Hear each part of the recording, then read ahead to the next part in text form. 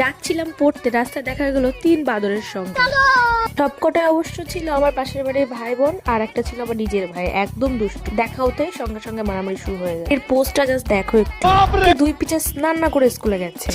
তাতে আমার কি, আমি তো সাজুগুজু করতে ব্যস্ত। শিল্পাকে একটু জিজ্ঞাসা করলে নিবি, বলছে না আমার ব্যাগে। এদিকে আমার ভাই বলছে আমি টোটো থেকে নেমে দৌড় দেবো, আর আমার ভাইটা তুই দিবি, তার জন্য হাতটা শক্ত করে ধরে রেখেছি। আসলে বাটুল মানুষ তো, সরাসরি উঠতে পারি না, তাই অনেক গড়াগড়ি খেয়ে উঠতে হয়। लेकिन ये साला कर क्या रहा है यहाँ पे? পড়তে এসেও আমাদের বড় লেখিয়া চাল যায় না। আমি বসে রয়েছি সাদা খাতা নিয়ে, আর আমার বান্ধবী 2500 টাকা দামের ঘড়ি দেখছে বসে বসে।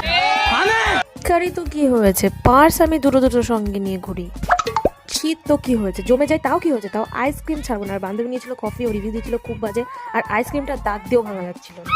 আজকে আমি এত পড়াশোনা করেছি যে পুরো হাত ভরে পেনের দাগ।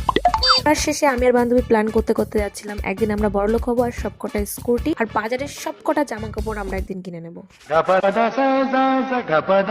ওরে বাবা, বাড়ি ঢুকতেই দেখা হয়ে গেল বন মানুষের সঙ্গে। ভিখারি পানা ভাব যাবে না, আসতেই বলছে একটু নেট দেয়। আমি বলছি পাটা ধর, তাহলে নেট দেবো। लेकिन ये साला कर क्या रहा है यहाँ पे?